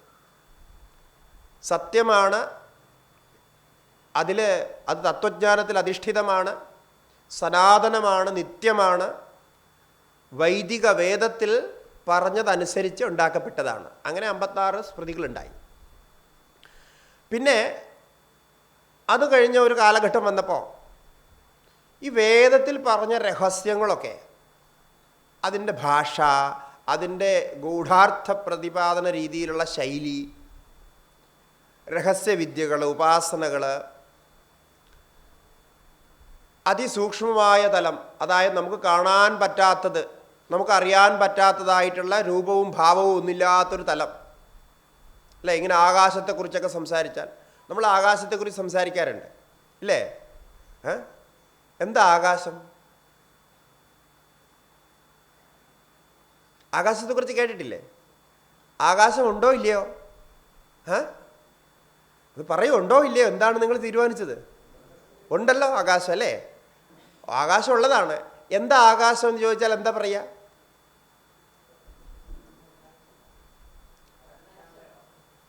ആകാശം എന്ന് ചോദിച്ചാൽ പറയാൻ പറ്റുന്നില്ല. ആകാശം എന്ന് ചോദിച്ചു കഴിഞ്ഞാൽ അവകാശം എന്നൊക്കെ പറയാം. അവകാശം എന്ന് പറഞ്ഞാൽ സ്പേസ് എന്നൊക്കെ പറയാം. എന്താ സ്പേസ് എന്ന് ചോദിച്ചാലോ? സ്പേസ് എന്താണെന്ന് അറിയില്ലേ? എന്താ സ്പേസ്? അപ്പോൾ അതാണ് ഒരു പ്രശ്നം. നമ്മൾ കേട്ടു, മനസ്സിലാക്കി, ഇത് എത്രയോ കാലമായിട്ട് ഇങ്ങനെ പറയുന്നു. നമ്മൾ ഡെഫിനിഷനൊക്കെ പഠിച്ചു വെച്ചിട്ടുണ്ട്. ആകാശം എന്ന് പറഞ്ഞു കഴിഞ്ഞാൽ അവകാശമാണ്, സ്പേസാണ്, അത് നിൽക്കുക. പക്ഷേ എന്തായി സ്പേസ്? ഈ സ്പേസിനെ എങ്ങനെ അനുഭവിക്കുക? സ്പേസിനെ എങ്ങനെയാണ് വേറൊരാൾക്ക് കാണിച്ചു കൊടുക്കുക എന്ന് ചോദിച്ചാൽ ആർക്കും അറിയില്ല. ഏതെങ്കിലും ഒരു കുട്ടി ചോദിക്കുകയാണ് ഈ സ്പേസ് എന്താ ടീച്ചർ എന്ന് ചോദിച്ചാൽ എന്താ പറയുക? അത് കാണിക്കാൻ പറ്റില്ല. അത് ഇതാ കാണുന്നതാണ് സ്പേസ് എന്ന് പറയും. ഇതെവിടെ എന്താ കാണുന്നത്? ഇവിടെ ഒരു റൂമായിട്ട് കാണുന്നുണ്ട്. പിന്നെ താഴെ തറയുണ്ട്. താഴെ തറ ചുവന്ന കളറിൽ കാണുന്നു, മുകളിൽ വെള്ള കളറിൽ കാണുന്നു. അപ്പോൾ ഇങ്ങനെ കാണിച്ചു കഴിഞ്ഞാൽ ആ കുട്ടി എന്താ വിചാരിക്കുക? ഈ കാണുന്ന കെട്ടിടമാണ് സ്പേസ് എന്ന് വിചാരിക്കും. അപ്പോൾ കെട്ടിടമാണോ സ്പേസ്? പിന്നെന്താ? കെട്ടിടമല്ല സ്പേസ് അല്ലേ? കെട്ടിടത്തിൻ്റെ മതിലുകളല്ല സ്പേസ്. അപ്പോൾ സ്പേസ് എന്താണെന്ന് ശരിക്കും പറഞ്ഞാൽ കാണിച്ചു കൊടുക്കാൻ പറ്റില്ല. സ്പേസിനെ അറിയണമെങ്കിൽ അതിന് അനുമാനം ഉപയോഗിക്കണം. ഈ കാണിച്ചു കൊടുക്കാൻ പറ്റാത്തതിനെ അറിയാനാണ് അനുമാനം എന്നുള്ളൊരു പദ്ധതി ഉള്ളത്. ഇൻഫറൻസ് എന്ന് പറയും ഇംഗ്ലീഷിൽ. മലയാളത്തിൽ ഊഹം എന്ന് നമുക്ക് പറയാം, ഊഹിക്കുക. മലയാളത്തിൽ അനുമാന ശബ്ദം അങ്ങനെ അത്ര ആ രീതിയിൽ പ്രയോഗിക്കാറില്ല. അനുമാനത്തിന് പകരം നമ്മൾ പറയണം ഊഹിക്കുക എന്നാണ് പറയാം. ഒന്ന് കണ്ടു കഴിഞ്ഞാൽ അതിന് ഒന്ന് മനസ്സിലാക്കുന്ന എന്തെങ്കിലും അറിഞ്ഞു കഴിഞ്ഞാൽ അത് വച്ച് നമ്മൾ ഊഹിക്കും. അപ്പോൾ ഇങ്ങനെയാണെങ്കിൽ അങ്ങനെയാവും അല്ലേ? അപ്പോൾ അങ്ങനെ അറിയുന്നതാണ് സ്പേസ് വരെ. അതായത് ഏറ്റവും നമ്മൾ ആകാശം എന്നത് നമുക്ക് ആവശ്യമുള്ളതാണ്, നമ്മുടെ ജീവിതത്തിലുള്ളതാണ്, നമ്മൾ അറിയുന്നതാണ്, പഠിക്കുന്നതാണ്, സ്കൂളിൽ പോലും പഠിക്കുന്നതാണ്. ഇങ്ങനെയുള്ള ആകാശത്തെ പോലും നമുക്ക് തിരിച്ചറിയാൻ പറ്റില്ല. ആ നിലയ്ക്ക് സർവ്വവ്യാപകമായി എല്ലാവരുടെയും അന്തര്യാമിയായിരിക്കുന്ന ആത്മാവിനെ, സച്ചിദാനന്ദ സ്വരൂപമായ ആത്മാവിനെ എങ്ങനെയാണ് തിരിച്ചറിയാൻ പറ്റുക? അതെല്ലാത്തിൻ്റെയും ഉള്ളിൽ പ്രവേശിച്ചിരിക്കുന്നു,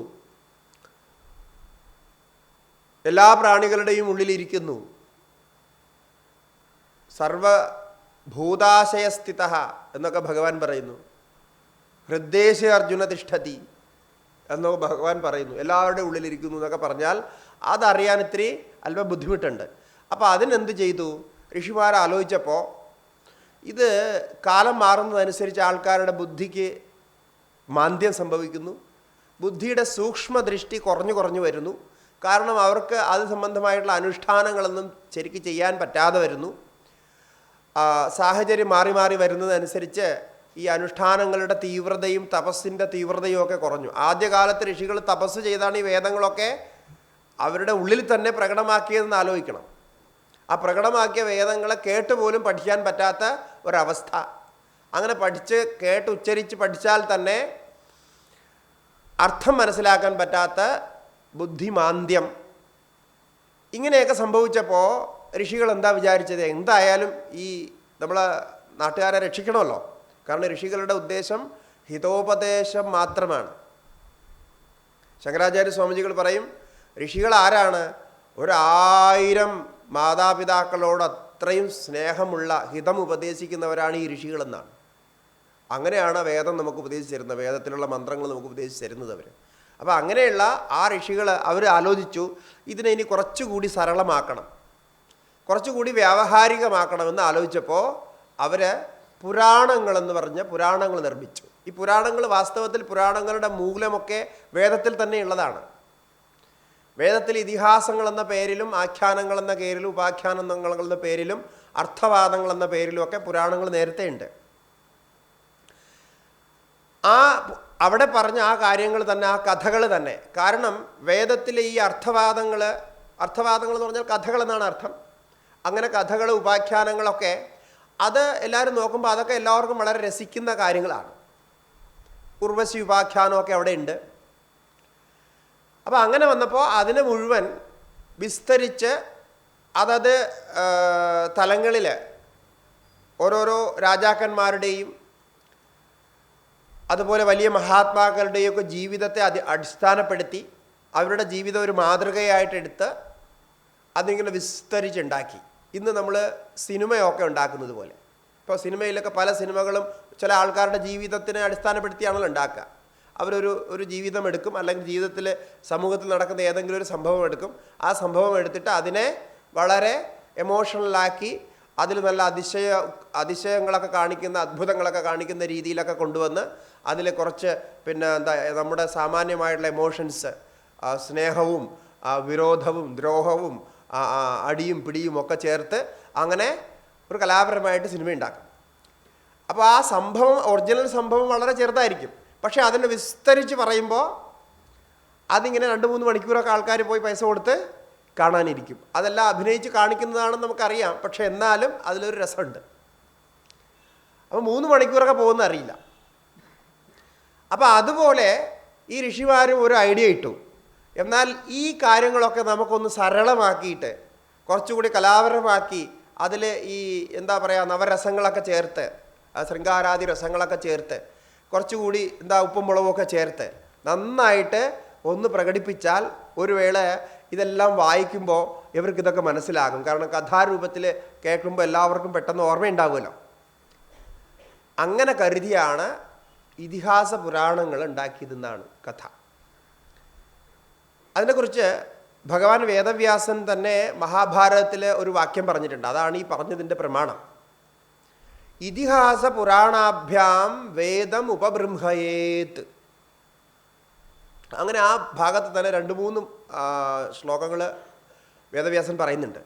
അതിൻ്റെ അർത്ഥം ഈ ഇതിഹാസ പുരാണങ്ങളിലൂടെ വേദത്തെ വിപുലമായിട്ടറിയണം, വിസ്തരിച്ചറിയണം. ഉപബൃംഹണം എന്ന് പറഞ്ഞു കഴിഞ്ഞാൽ വിസ്തരിക്കുക എന്നർത്ഥം, വിപുലമാക്കി പറയുക. പക്ഷെ ഒരു പ്രശ്നമുണ്ട്.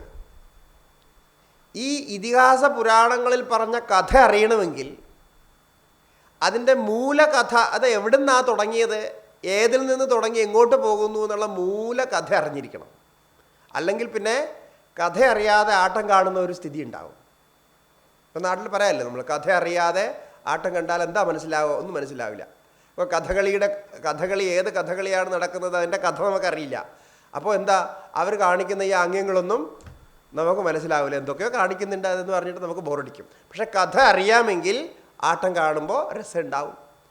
അപ്പോൾ അതുപോലെ ഈ വേദത്തിൻ്റെ സാരം ഏകാത്മതത്വമാണ്, ബ്രഹ്മമാണ്, അത് സൂക്ഷ്മമാണ്, അതിൽ ഇങ്ങനെയൊക്കെ സാധനകളുണ്ട് എന്ന ആ വേദത്തിൻ്റെ സാരം മുഴുവൻ അറിയുന്ന ഒരു ആചാര്യന് ആ കഥയിൽ പറയുന്നതിൻ്റെ സാരം മനസ്സിലാകും. അതാണ് ഈ പുരാണങ്ങളെ വിസ്തരിച്ച് പറയുമ്പോഴുള്ളൊരു പ്രശ്നം. കാരണം വേദത്തിലുള്ള രൂപകങ്ങൾ, ഉപമകൾ, അതിശയോക്തികൾ, ഇതെല്ലാം പുരാണത്തിൽ ഇങ്ങനെ വിസ്തരിച്ച് പറയും. അപ്പോൾ ഈ രൂപകങ്ങളും അതിശയോക്തികളും പറയുമ്പോഴൊരു പ്രശ്നം എന്ന് വെച്ചാൽ, ഇതിൻ്റെ ഒറിജിനൽ രൂപം നമുക്ക് അറിയില്ല എങ്കിൽ ഈ രൂപകങ്ങളുടെ ഭാവത്തിൽ, രൂപകങ്ങൾ എന്ന് പറഞ്ഞാൽ ഒരു ആകാരം ഇങ്ങനെ പറയുന്നു, എന്തെങ്കിലും ഉപമകൾ പറയുന്നു, ഉദാഹരണങ്ങൾ പറയുന്നു, ആ ഉദാഹരണത്തിൻ്റെ ഒക്കെ ഇതിൽ പെട്ട് കഴിയുമ്പോൾ പിന്നെ നമുക്ക് സത്യം എന്താണെന്ന് മനസ്സിലാവില്ല. അതിശയോക്തിയിൽ പറയുമ്പോൾ അത് കേൾക്കുമ്പോൾ നമുക്ക് തോന്നും ഇതെങ്ങനെയാണ് സംഭവിക്കുക. വാമനൻ അവതരിച്ച് 2 കാല് അളന്നപ്പോൾ, 2 പാദങ്ങൾ അളന്നപ്പോൾ ഈ ഭൂലോകവും ഭുവർലോകവും സ്വർലോകവും എല്ലാ ലോകങ്ങളും അളന്നു എന്നല്ലേ കഥ. ഇതെങ്ങനെയാണ് അളക്കുക? ഒരു മനുഷ്യ ശരീരത്തിൽ ഒരു വാമനനായിട്ടാണ് വന്നത്, ഒരു കൊച്ചുകുട്ടിയായിട്ട്, അധികം ഉയരമൊന്നുമില്ലാത്ത ഒരു കൊച്ചുകുട്ടി, ഒരു 5 അടിക്ക് താഴെ ഉയരം മാത്രമേ ഉള്ളൂ എന്ന് വെച്ചോളൂ. അങ്ങനെയുള്ളൊരു കൊച്ചുകുട്ടി വന്നിട്ട് മഹാബലിയോട് ഭിക്ഷ യാചിക്കുന്നു. എന്താ ഭിക്ഷ യാചിച്ച? വളരെ സിമ്പിളായിട്ട് അദ്ദേഹം ഭിക്ഷ ചോദിക്കുന്നു, 3 അടി സ്ഥലം വേണമെന്ന് പറഞ്ഞു. മഹാബലി ദാനശീലനാണ്, ദാനവീരനാണ്. അദ്ദേഹം ഉടനെ തന്നെ ഈ 3 അടി സ്ഥലം അതും എടുത്തോളൂ, കുഴപ്പമൊന്നുമില്ല, സന്ധ്യാവന്തനം ചെയ്യാൻ 3 അടി സ്ഥലം വേണമെന്ന് പറഞ്ഞപ്പോൾ എടുത്തോളൂ എന്ന് പറഞ്ഞു. പക്ഷെ അപ്പോൾ വാമനൻ്റെ രൂപം മാറി. വാമനൻ വിരാട് രൂപത്തിലേക്കായി, അദ്ദേഹത്തിൻ്റെ ഒറിജിനൽ രൂപത്തിലേക്ക് വന്നു. എന്നിട്ട് ഈ 3 അടി സ്ഥലം അളന്നു എന്നാണ്.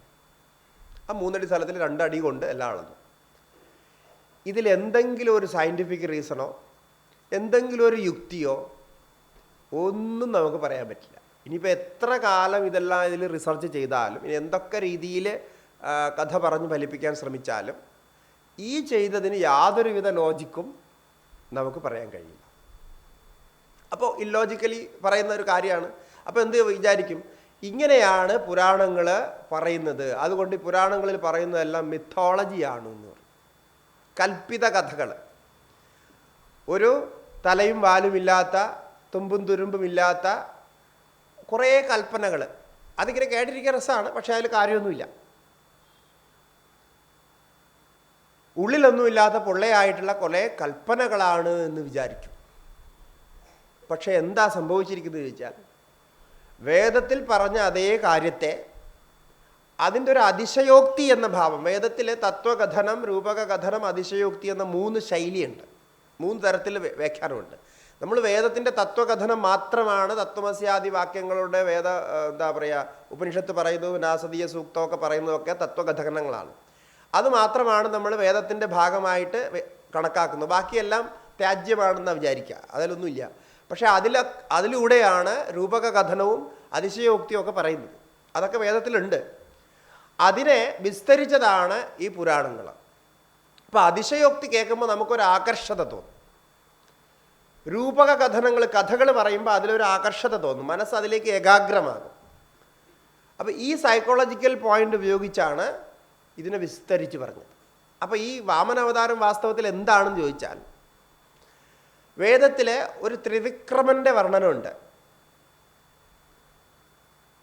വിഷ്ണോർനുകം വീര്യാണി പ്രവോചം എന്നൊക്കെ പറഞ്ഞൊരു മന്ത്രമുണ്ട്. അതുപോലെ തന്നെ പാദോസ്യ സർവഭൂതാനി ത്രിപാദസ്യ അമൃതം ദിവി എന്ന് പുരുഷ സൂക്തത്തിലൊരു മന്ത്രമുണ്ട്. അപ്പോൾ ഈ 3 പാദങ്ങളെക്കുറിച്ച് പറയുന്ന കഥ വേദത്തിൽ വേറെ രീതിയിൽ പറഞ്ഞിട്ടുണ്ട്. അതിനെ വാമന അവതാരത്തിൽ കൊണ്ടുവന്ന് ഈ 3 പാദങ്ങൾ അളക്കുന്നതായിട്ട് കാണിച്ച് എന്താ കാണിക്കാൻ ഉദ്ദേശിച്ചത്? അവിടെ വാമനൻ ചോദിച്ചതോ മഹാബലി കൊടുത്തതോ അദ്ദേഹം അളന്നതോ അല്ല. അവിടെ ചെയ്യാൻ ശ്രമിച്ചത് വിശ്വരൂപമായി നിൽക്കുന്ന വാമനൻ, അതായത് വിരാട് രൂപത്തിൽ സർവ്വവ്യാപകമായി നിൽക്കുന്ന ആത്മാവ്, ആ ആത്മാവിൻ്റെ പാദങ്ങൾ, അതായത് നമ്മൾ പാദം എന്ന് പറഞ്ഞാൽ അത്രയുണ്ടോ അത്രയുമാണ് ഈ കാണുന്ന പ്രപഞ്ചമെല്ലാം.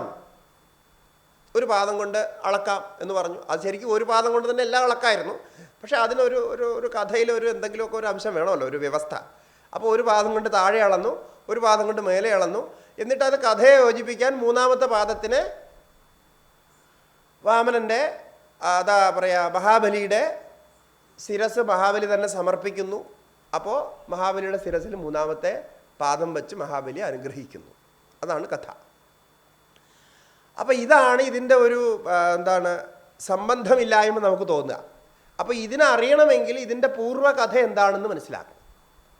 ഇങ്ങനെ ഓരോ വാക്യങ്ങളും, ഇപ്പോൾ ഭാഗവതത്തിലൊക്കെ നോക്കിക്കഴിഞ്ഞാൽ പല വാക്യങ്ങളും അതുമാതിരി തന്നെ വേദത്തിലുള്ള മന്ത്രങ്ങളുടെ വ്യാഖ്യാനമാണ്. ഈശാവാസ്യം ഇതകും സർവം എന്ന് നമ്മൾ ഈശാവാസ്യ ഉപനിഷത്തിൽ പറയുന്നു. ഭാഗവത്തിലാണെങ്കിൽ ആത്മാവാസ്യം ഇതകും സർവം എന്ന് ആ ഈശ ശബ്ദത്തിൻ്റെ അടുത്ത് ആത്മാ എന്ന് ചേർത്തു. ഇങ്ങനെയുള്ള കുറേ കണക്ഷൻസ് അതിൽ തമ്മിലുണ്ട്, കഥകളൊക്കെ തമ്മിൽ. അങ്ങനെ കഥകളുടെ രഹസ്യം വളരെ വിപുലമായിട്ടുണ്ട്. ഞാൻ എന്തായി പറഞ്ഞതിൻ്റെ സാരമെന്ന് ചോദിച്ചാൽ, അപൗരുഷേയമായ വേദം, ആ വേദം നമുക്ക് 4 പുരുഷാർത്ഥങ്ങളെയും സാധിക്കാനുള്ള വഴികൾ പറഞ്ഞു തരുന്നു. ആ വഴികളുടെ ഭാഗമായിട്ട് വേണ്ട വ്യവസ്ഥ എന്ന രീതിയിൽ നമുക്ക് സരളമായിട്ട് മനസ്സിലാക്കാൻ വേണ്ടിയിട്ട് ഈ പുരാണങ്ങളും കഥകളും ഒക്കെ ഉണ്ടാക്കി തന്നു. ഇപ്പോൾ അങ്ങനെ കഥകളിലൂടെ തത്വം പഠിപ്പിക്കുന്ന രീതി നമുക്കിപ്പോൾ പഞ്ചതന്ത്രം പോലെയുള്ള സാധാരണ പുസ്തകങ്ങളിൽ നിന്ന് പോലും മനസ്സിലാക്കാം. പഞ്ചതന്ത്രം നമുക്കൊരു സാധാരണ കഥാപുസ്തകമാണ്, കുട്ടികളൊക്കെ പഠിക്കും, നമ്മൾ കുട്ടിക്കാലത്തൊക്കെ വായിച്ചിട്ടുള്ളതാണ്. അപ്പോൾ ആ രാജകുമാരന്മാർക്ക് വിഷ്ണു ശർമ്മൻ പറഞ്ഞു കൊടുക്കുന്നതാണ് വളരെ സരളമായിട്ട്. പക്ഷെ അതിൽ മുഴുവനുള്ളത് ഒരു മനുഷ്യൻ ജീവിതത്തിൽ പാലിക്കേണ്ട ആചാരങ്ങളും നിയമങ്ങളും അയാൾ പഠിക്കേണ്ട കാര്യങ്ങളുമാണ് ഈ പഞ്ചതന്ത്രത്തിലുള്ളത്. പക്ഷേ അതിൽ കഥ പറയുന്നത്, കഥയിലുള്ള കലാകാരന്മാരൊക്കെ ആരെയാണ് അഭിനയിക്കുന്നവരൊക്കെ? ആനയും സിംഹവും കുറുക്കനും കാക്കയും പൂച്ചയും പട്ടിയും, അല്ലേ? ഇങ്ങനെയൊക്കെയുള്ള ജീവികളാണ്. മനുഷ്യരെ പോലും ചേർത്തിട്ടില്ല. എല്ലാം മൃഗങ്ങളെ വച്ച് തന്നെ ആ കഥ മുഴുവൻ രചിച്ചു. എന്തൊരു അബദ്ധമാണ്. നമുക്ക് വായിക്കുമ്പോൾ തന്നെ തോന്നുന്നു ഇതെങ്ങനെയാണ് കാക്ക വർത്താനം പറയുക, കുറുക്കൻ എങ്ങനെയാണ് ഇങ്ങനെയൊക്കെ വർത്താനം പറയുക. അന്ന് ഇന്നൊക്കെ നമുക്ക് തോന്നൂലേ? എപ്പോഴെങ്കിലുമൊക്കെ തോന്നാറുണ്ട്. അപ്പോൾ അങ്ങനെയുള്ള ആ വർത്തമാനത്തിന് ഇടയ്ക്ക് നിന്ന് ഒരു കഥ, ആ കഥയിൽ നിന്ന് ഒരു ഉപദേശം നമുക്ക് സ്വീകരിക്കാനുണ്ട് ഓരോ കഥയിൽ നിന്നും. പക്ഷേ ഈ പഞ്ചതന്ത്രത്തിൽ തന്നെ പറയുന്ന കഥകളിൽ സംസ്കൃതത്തിൽ വായിച്ചു നോക്കിക്കഴിഞ്ഞാൽ നല്ല പരിചയം, നല്ല ബുദ്ധിയും നല്ല വിവേചന സാമർഥ്യവും ഇല്ലാത്ത ഒരാളിന് അതിൻ്റെ ഉപദേശങ്ങളൊന്നും മനസ്സിലാവില്ല. അല്ല, 5 തന്ത്രങ്ങളാണുള്ളത് പഞ്ചതന്ത്രത്തിൽ. 5 തന്ത്രങ്ങൾ. ഈ 5 തന്ത്രത്തിൽ ഓരോ തന്ത്രങ്ങളാണ് അതിൽ ഉപയോഗിക്കുന്നത്. തന്ത്രം എന്ന് പറഞ്ഞാൽ ഓരോ ഉപദേശങ്ങൾ. മിത്രലാഭം എന്നൊക്കെ പറയുന്ന ഓരോ ഉപദേശങ്ങൾ. അതിൽ വരുന്ന വാക്യമാണ് ഇന്നിപ്പോൾ ലോകപ്രശസ്തമായിട്ടുള്ള വസുധൈവ കുടുംബകം എന്ന വാക്യം. ഈ വസുധൈവ കുടുംബകം ഒരു വേദവാക്യമൊന്നുമല്ല. പലരും വിചാരിച്ചിരിക്കുന്നത് ഇത് വേദത്തിലുള്ളതാണെന്നാണ്. വസുധൈവ കുടുംബകം എന്നുള്ളത് പഞ്ചതന്ത്രത്തിലെ ഒരു ശ്ലോകത്തിൻ്റെ 4-ാമത്തെ പാദമാണ്. അപ്പോൾ അങ്ങനെയാണ് നമ്മുടെ ഇവിടെ ഉപദേശം ചെയ്യുന്ന രീതിയുള്ളത്. അതിലാണ് ഹിന്ദു മതത്തിൻ്റെ ഈ ധർമ്മഗ്രന്ഥങ്ങൾ പഠിക്കാത്തവരും അല്ലെങ്കിൽ അതിൻ്റെ സമ്പ്രദായ പ്രകാരം അത് മനസ്സിലാക്കാത്തവരും മറ്റ് മതസ്ഥരും ഇതിന് വിരുദ്ധമായിട്ട് ചിന്തിക്കുന്നവരും നാസ്തികരുമൊക്കെ ഈ കഥകളിലും ഈ പ്രകാരങ്ങളിലുമാണ് പെട്ടുപോവുക. അവർക്ക് അതിനപ്പുറത്ത് ചിന്തിക്കാനേ പറ്റുന്നില്ല. അപ്പോൾ ഈ പുരാണത്തിൽ പറഞ്ഞ കഥകളൊക്കെ വെച്ചായിരിക്കും നമ്മളുടെ അടുത്ത് അവർ ചോദിക്കുക, ഇതെങ്ങനെയായി, അതെങ്ങനെയായി, അതെന്തുകൊണ്ടാണ് അങ്ങനെയായത്, എങ്ങനെയാണ് വാമനൻ ഇത്ര വലുതായത്, അതെന്ത് ടെക്നിക്ക്, എന്ത് സയൻറ്റിഫിക് ടെക്നിക്കാണ് അദ്ദേഹം ഉപയോഗിച്ചത് പെട്ടെന്ന് ഇങ്ങനെ വലുതാകാൻ, അല്ലേ? അങ്ങനെയൊക്കെ ചോദിക്കുക. എത്ര മണ്ടത്തരം നോക്കും. അപ്പോൾ അതാണ് ഈ ചരിത്രം ഞാനിവിടെ പറഞ്ഞു വെച്ചത്. അപ്പോൾ ഇതിൽ ഒരു പ്രത്യേകതയുള്ളത്, വേദത്തിൽ പറഞ്ഞ ആ ആചാരങ്ങളൊക്കെ സ്മൃതികളിലും അതുപോലെ വന്നു, പുരാണങ്ങളിൽ വന്നു, ആഗമഗ്രന്ഥങ്ങളിൽ വന്നു, എന്തിനേറെ പറയണം കാവ്യഗ്രന്ഥങ്ങളിൽ വരെ. ഇപ്പം രഘുവംശം വായിച്ചാൽ നമുക്ക് രഘുവംശത്തിലെ രഘുവിൻ്റെ കഥ, അതിൽ ശ്രീരാമചന്ദ്രൻ്റെ കഥയുണ്ട്, ഇക്ഷാകുവിൻ്റെ കഥയുണ്ട്. ഇതെല്ലാ കഥയും ചേർത്ത ഒരു കഥയാണ് രഘുവംശം, മഹാകാവ്യം. പക്ഷെ അതിലെന്താ പറയുന്നതെന്ന് ചോദിച്ചാൽ 4 പുരുഷാർത്ഥങ്ങൾ സാധിക്കേണ്ട വിധം, അതിൽ ഈ പറയുന്ന രാജാക്കന്മാരൊക്കെ എങ്ങനെയാണത് സാധിച്ചത്, അതിൽ ബ്രഹ്മചര്യാശ്രമം തുടങ്ങിയ ഓരോ ആശ്രമത്തിലും ചെയ്യേണ്ട കർത്തവ്യങ്ങൾ അതെങ്ങനെയാണ് സാധിച്ചത്, ഗൃഹസ്ഥർ ചെയ്യേണ്ടതായിട്ടുള്ള കർത്തവ്യങ്ങൾ, ക്ഷത്രിയർ ചെയ്യേണ്ടതായിട്ടുള്ള കർത്തവ്യങ്ങൾ, ബ്രാഹ്മണർ ചെയ്യേണ്ടതായിട്ടുള്ള കർത്തവ്യങ്ങൾ, ഇങ്ങനെ ഇതെല്ലാം ചേർത്താണ് അത് ഉണ്ടാക്കിയിരിക്കുന്നത്. അതില്ലെങ്കിൽ ഈ 4 പുരുഷാർത്ഥങ്ങളെ പ്രാപിക്കാൻ കഴിയുന്ന വിധത്തിലുള്ള ഉപദേശമില്ലെങ്കിൽ കാവ്യങ്ങളെ പോലും നമ്മൾ കാവ്യങ്ങളായിട്ട് കണക്കാക്കില്ല എന്നുള്ളതായിരുന്നു സ്ഥിതി.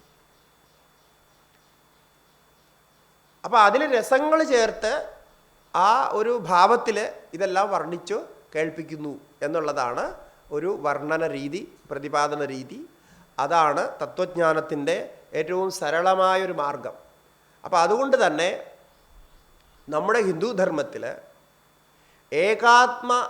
ഏകരൂപത്വം എന്നത് ഒന്നാണ് സത്യമെന്നുള്ളത് അടിസ്ഥാനമായിട്ടുള്ള തത്വമാണ്. എന്നാൽ അതിൽ നിന്നുകൊണ്ട് തന്നെ പല ദേവന്മാരെയും പല രൂപത്തിലും 33 കോടി ദേവന്മാർ നമുക്കുണ്ട്. 33 പ്രധാന ദേവതാ സങ്കല്പം വേദത്തിലുള്ളതിനെ വിപുലമാക്കി വിസ്തരിച്ച് പുരാണങ്ങൾ അതിനെ 33 കോടി ദേവന്മാരാക്കി മാറ്റി. കാരണം ദേവന്മാർക്ക് കുറവ് വരാൻ പാടില്ലല്ലോ. ആർക്ക് ഏത് ദേവനെ പൂജിക്കണമെന്ന് തോന്നിയാലും പൂജിക്കാം. ഏത് കല്ലിനെയും നമുക്ക് ദേവനാക്കി മാറ്റാൻ പറ്റും, ഏത് മരത്തെയും ദേവനാക്കി മാറ്റാൻ പറ്റും. കാവുകളൊക്കെ ഉണ്ടായിരുന്നില്ല നമ്മുടെ നാട്ടിൽ. നദികൾ ദേവനാണ്, പർവ്വതങ്ങൾ ദേവനാണ്. അങ്ങനെ വളരെ വിചിത്രമാണ് നമ്മുടെ ദേവതാ സങ്കല്പത്തിൻ്റെ പ്രയോഗങ്ങൾ. നോക്കിയാൽ ഭാരതത്തിൽ മുഴുവൻ നമ്മൾ പല സ്ഥലത്തും യാത്ര ചെയ്തിട്ടുണ്ട്. വളരെ വിചിത്രങ്ങളായിട്ടുള്ള ദേവതാ സങ്കല്പങ്ങളും ആചാരങ്ങളും ഒക്കെയാണ് ഓരോ അമ്പലത്തിലൊക്കെ ഉള്ളത്. എലികളെ പൂജിക്കുന്ന അമ്പലം, പൂച്ചകളെ പൂജിക്കുന്ന അമ്പലം, ഇങ്ങനെയൊക്കെ. അപ്പോൾ അതിനൊക്കെ അവരവരുടേതായിട്ടുള്ള ഒരു സങ്കല്പം, ഒരു കഥയൊക്കെ ഉണ്ടാവും എൻ്റെ പുറകെ. ഇനി ഒന്നുമില്ലാതെ ശൂന്യതയെ പൂജിക്കുന്ന അമ്പലം, അങ്ങനെയുണ്ട്. അവിടെ ഒറിജിനലായിട്ടുള്ള പ്രതിമയൊന്നും ഉണ്ടാവില്ല. ഇപ്പോൾ നമ്മുടെ ഇവിടെ കേരളത്തിൽ തന്നെ ഓച്ചിറ ക്ഷേത്രം ഉണ്ടല്ലോ. ഓച്ചിറ ക്ഷേത്രത്തിൽ പരബ്രഹ്മമൂർത്തി എന്ന് പറയുന്നത് ഒരു ഗ്രൗണ്ടാണ്, ഒരു സ്ഥലമാണ്, ഒന്നുമില്ലാത്തൊരു സ്ഥലം. അവിടെയാണ് അതാണ് സങ്കല്പം, അത് ദേവതാ സങ്കല്പമാണ്. എത്ര അത്ഭുതം നോക്കാം. ഇതൊക്കെ ആർക്കാ ചെയ്യാൻ കഴിയുക? അങ്ങനെയും ചെയ്യാം. അപ്പോൾ ആകാശ രൂപത്തിലും ദേവനെ പൂജിക്കാം, വായുവിൻ്റെ രൂപത്തിലും പൂജിക്കാം, അഗ്നിയുടെ രൂപത്തിലും പൂജിക്കാം. ഇപ്പം ജ്വാലാമുഖി അഗ്നിയുടെ രൂപത്തിലാണ് അവിടെ ദേവിയെ പൂജിക്കുന്നത്. പ്രത്യക്ഷമായിട്ട് നമുക്ക് അവിടെ അഗ്നി ഇങ്ങനെ പ്രകടമായി വരുന്നത് കാണാം. അതുപോലെ അത്ഭുതമായിട്ടുള്ള കഥകളും അതിൻ്റെ ചരിത്രങ്ങളും ഉള്ള സ്ഥലമാണ് ഈ ജ്വാലാമുഖി എന്ന് പറയുന്ന ഹിമാചൽ പ്രദേശിലാണ്. എപ്പോഴെങ്കിലുമൊക്കെ പോയിട്ട് തീർത്ഥയാത്രയൊക്കെ പോകുമ്പോൾ കാണാൻ കഴിയുമെങ്കിൽ കാണുക. നല്ല ശക്തിയുള്ള ഒരു സ്ഥലമാണ്. അപ്പോൾ അങ്ങനെ അഗ്നിയെ പൂജിക്കുന്നു, ജലത്തെ പൂജിക്കുന്ന ഒരുപാട് സ്ഥലങ്ങളുണ്ട്. ഇപ്പോൾ ഗംഗാ നദിയൊക്കെ നമ്മൾ പൂജിക്കുന്നുണ്ട്. അപ്പം ഇങ്ങനെ ഈ ചരാചരങ്ങളിലെല്ലാം തന്നെ ഈശ്വരൻ്റെ ചൈതന്യം കാണാനുള്ളൊരു വ്യവസ്ഥ നമ്മുടെ ഹിന്ദു ധർമ്മത്തിലുണ്ട്. ഇതിലെല്ലാത്തിലും ഒരു ഏകാഗ്രതയുണ്ട്, ഇതിലെല്ലാത്തിലും ഒരു ജ്ഞാനമുണ്ട്, ഒരു തപസ്സുണ്ട്, ഒരു ആചാരമുണ്ട്. ഇപ്പോൾ മഹാകുംഭമേള നടന്നുകൊണ്ടിരിക്കുകയാണ്.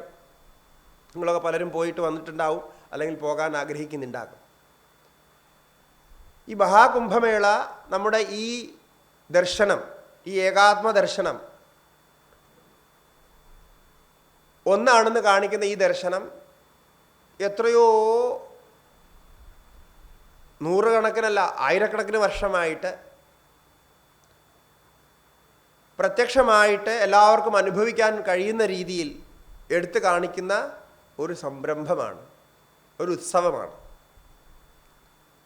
അവിടെ ഇങ്ങനെ ആൾക്കാരെല്ലാവരും, എല്ലാ ജാതിയിൽപ്പെട്ടവരും എല്ലാ ദേശത്തിൽപ്പെട്ടവരും എല്ലാ വർഗത്തിൽപ്പെട്ടവരും പല പല ആചാരങ്ങളുള്ളവർ, പല കുലങ്ങളിൽപ്പെട്ടവർ എല്ലാവരും ഈ ഒരു സ്ഥലത്തേക്ക് ഒരുമിച്ച് വരുന്നു. ആരും എന്താ പറയുക, ക്ഷണിച്ചിട്ടല്ല വരുന്നത്. ആരും ആമന്ത്രണമൊന്നും ചെയ്തിട്ടില്ല, ആഹ്വാനമൊന്നും ചെയ്തിട്ടില്ല. നിങ്ങൾ വരൂ അല്ലേ. ഇപ്പോൾ നമുക്കിവിടെ സത്സംഗം നടത്തണമെങ്കിൽ നമ്മളെല്ലാവരും ക്ഷണിക്കണം, അറിയിക്കണം. നിങ്ങളെല്ലാവരും വരും, ഇവിടെ സത്സംഗമുണ്ട് എന്ന് അറിയിക്കണം. അങ്ങനെ അറിയിച്ചാൽ എല്ലാവരും വരും. പക്ഷേ ഇതൊക്കെ ആൾക്കാർക്ക് അറിയാമായിരിക്കും. ഇപ്പോൾ കുംഭമേള ഉണ്ട്, ഈ വർഷം കുംഭമേള ഉണ്ട് എന്ന് അവരറിയും. എങ്ങനെയാണ്?